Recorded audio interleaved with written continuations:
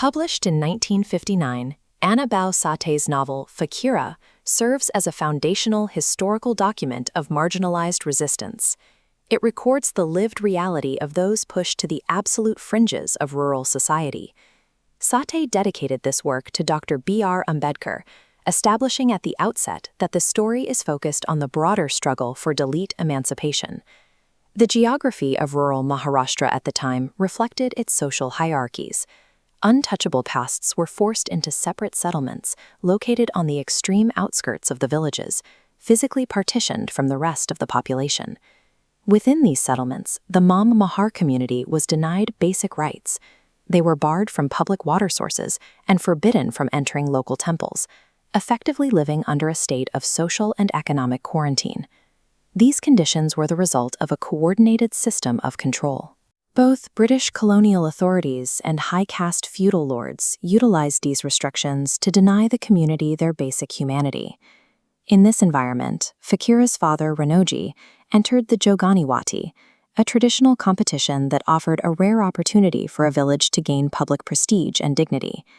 Ranoji won the competition, bringing honor to his village. However, this success directly threatened the established feudal hierarchy by showing that a member of a marginalized caste could outperform his peers.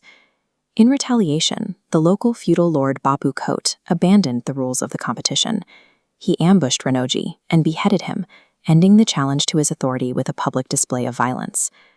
Bapu Kot continued the destruction by slaughtering Ranoji's horse, Gabria. The act aimed to ensure that Ranoji's family and his community were left with no symbol of their brief triumph. This execution functioned as a calculated act of caste terror. It was designed to suppress the entire community's aspirations and force them back into a state of total submission. Fakira responded to his father's murder by vowing to destroy Bapu Kot. This personal oath of vengeance became the catalyst for a broader confrontation with the village power structure. During a village confrontation, Fakira cornered the landlord. In the struggle, he severed Bapu Kot's hand, physically breaking his ability to command through violence. This act transformed Fakira into a protector in the eyes of his community. He was no longer just a grieving son, but a man who had proven the feudal lords were vulnerable. He quickly organized a loyal rebel faction, centered on his brother Sahadev and his closest ally, Satyabha. Together, they built a network capable of conducting sustained raids. Fakira's leadership transformed individual acts of revenge into a coordinated, armed movement targeting the feudal infrastructure. As the movement grew, Fakira shifted his focus from local landlords to direct attacks on British colonial authorities, striking at the administration that upheld the feudal system. He began looting British treasuries and reclaiming land seized by the state. This wealth and property were returned directly to the starving peasants who had originally worked the soil.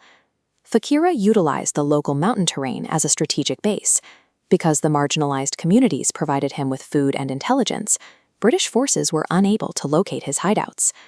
By seizing resources and enforcing his own terms of land ownership, Fakira provided the protection and material support that the state had actively denied his people. Unable to capture Fakira in the mountains, British officials turned to a strategy of collective punishment against his community. British troops encircled the Mang Mahar settlement, taking the entire population hostage. They used the community's vulnerability to force a standoff they couldn't win in combat. The British issued a definitive ultimatum. They would execute 5 villagers every day until Fakira surrendered himself for trial. This put Fakira in an impossible position. The loyalty he felt for his people, which had originally fueled his rebellion, was now the very tool the British used to secure his capture. To prevent the mass execution of his community, Fakira walked into the British camp and surrendered. He traded his own life for the safety of the thousands of people who had supported his cause.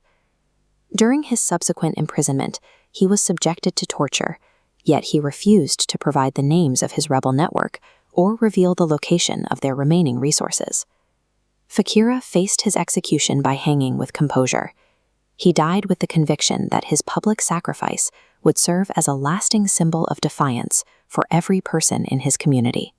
Through this story, Annabhau Sathe bridged the gap between fiction and activism. The novel established Dalit literature as a powerful medium for recording and inspiring social change. Sathe's novel concludes that, for those excluded from the law, the act of rebellion serves as the necessary proof of their own existence.